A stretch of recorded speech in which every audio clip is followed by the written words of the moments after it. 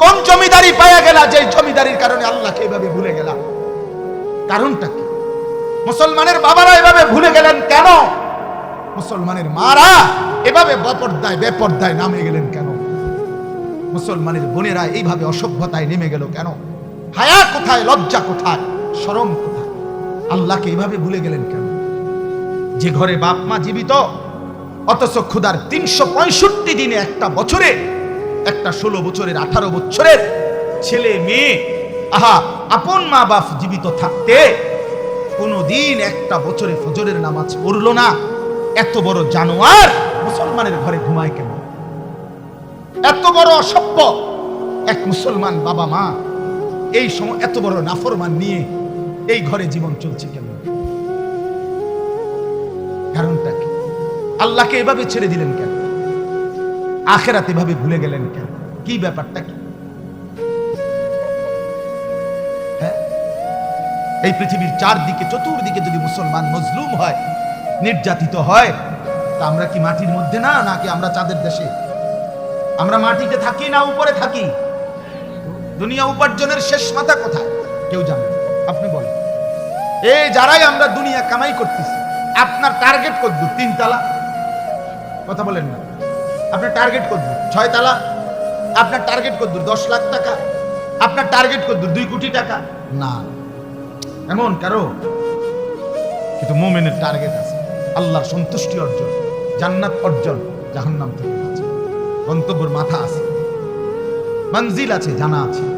ইমানদার জানে ওই পর্যন্ত যাইতে হবে, দুনিয়াদার জানে না ওই পর্যন্ত সে থামবে সেদিন। খোদার কসম, রাসূলুল্লাহ বলেছে, লা ইয়ামলাউ জাওফু ইবনে আদম ইল্লা তুরাব। দুনিয়া লোভী, সম্পদের লোভীর পেট ভরবে না কোনদিন ইল্লা তুরাব, ওই কবরের মাটিতে ঢুকা পর্যন্ত। কবর থামাবে, কবরের আগে থামবে না, কবরের মাটি তাকে থামাবে। এজন্য দোস্ত, এটা বুঝা উচিত। ছেলেরা বাপ একজন হলে একজনই বুঝবে, 2 জন হলে 2 জনই বুঝবে। সবাই সমান তালে বুঝবেন, আমরা এটা মাথায় রেখেই কথা বলবো।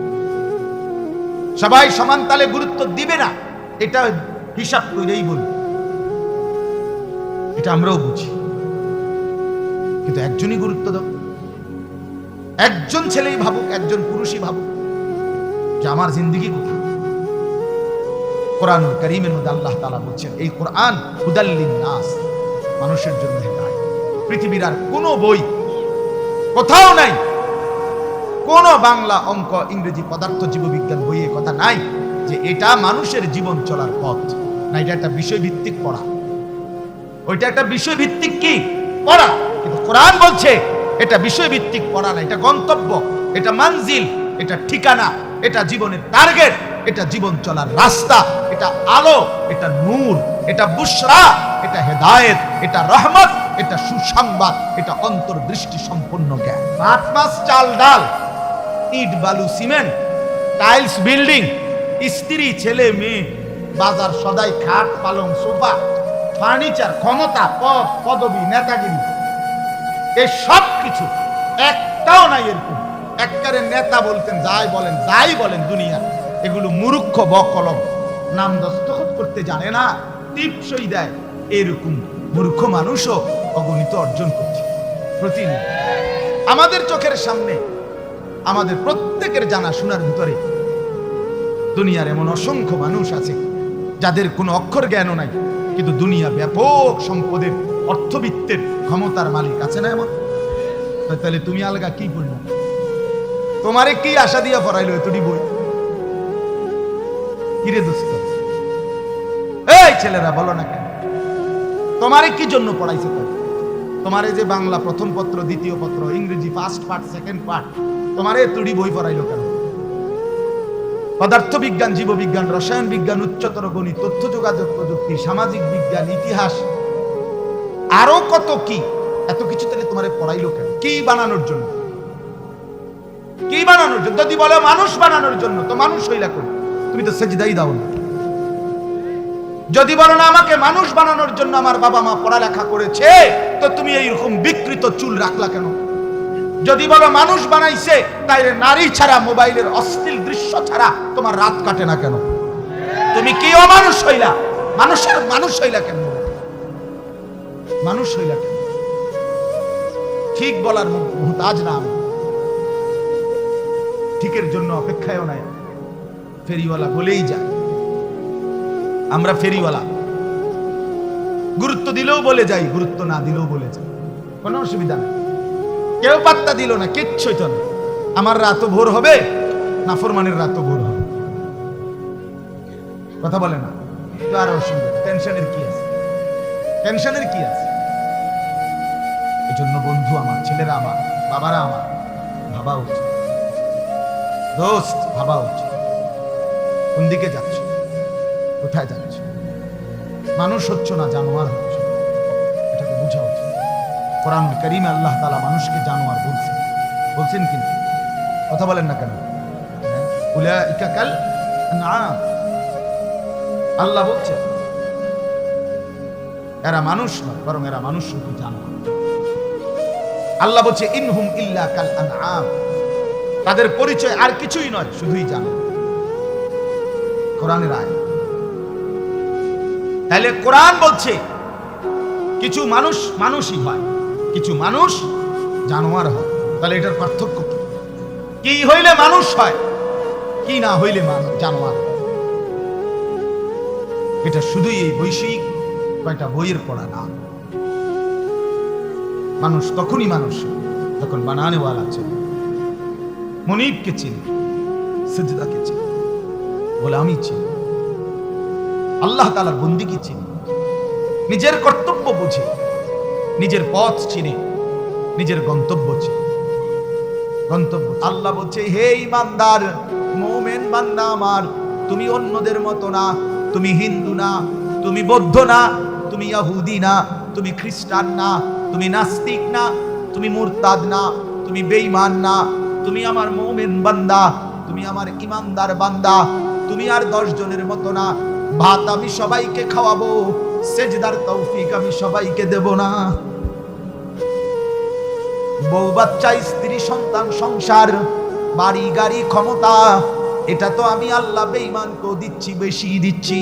কিন্তু আল্লাহ বলেন মুমিন, তোমাকে আমি জান্নাত দেব, জান্নাত, জান্নাত দেব, জান্নাত দেব। ঈমানদার জান্নাত এক পলক দেখবে। হাদিসের মধ্যে আছে, আল্লাহর নবী সাল্লাল্লাহু আলাইহি ওয়াসাল্লাম বলেন, পুরাটা হায়াত যেই বান্দা, যেই মুমিন দুঃখ কষ্ট আর যন্ত্রণায় কাটাইছে, কোনোদিন 1 সেকেন্ডের জন্য সুখ পায় নাই, কিন্তু 1 মুহূর্তের জন্য আল্লাহর নাফরমানি করে নাই, খোদার কসম আল্লাহর নবী বলেন, বন্ধু হাসরের ময়দানে আল্লাহ তার সেই অনুগত বান্দাকে, হুকুম মাননেওয়ালা মুমিন যে কোনোদিন সুখ পায় নাই, দুনিয়ায় আনন্দ পায় নাই, দুঃখ আর যন্ত্রণা। আমার একজন নিকটাত্মীয় আছে আমার এই হায়াতে, আমার ঘনিষ্ঠ আপনজন, আমার এই হায়াতে, আমার এই 20-25 বছরের ভিতরে আমি কোনোদিন তার সুখের কথা খুব কমই শুনছি। যখনই শুনছি উনি বিপদেই আছে, কোনো না বড়সড় মুসিবত, একটার পর একটা তার বিপদ লেগেই আছে।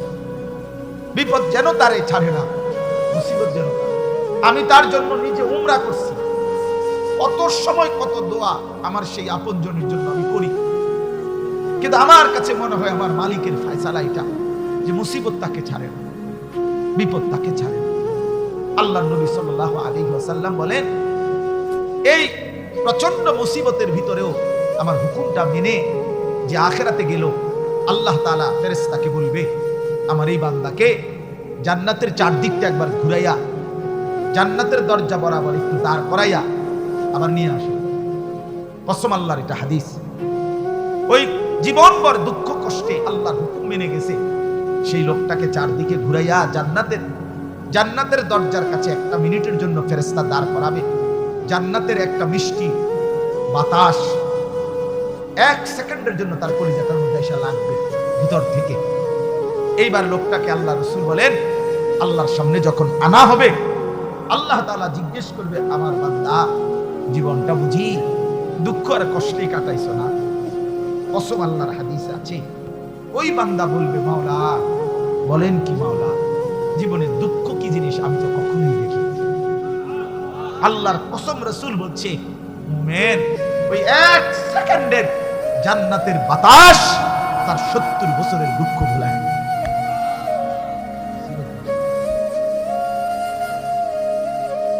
এজন্য বন্ধু চালাক মনে করেন না, সিটার বাটপার যারা, হ্যাঁ আমরা চালাক, আমরা বেকুব, জি না, আমরা ভাত খাইয়া বড় হইছি, আমি বহন পানি চা দিয়া বিদাইয়া বড় খাইয়া বড় হইছি।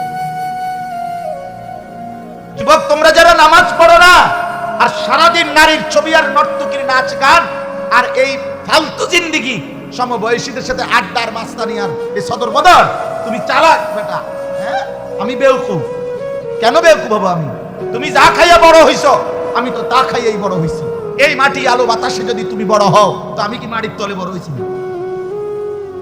বুঝবো না কেন? বুঝি না কেন? কি বেশি বুঝ জ্বালাইছো তুমি?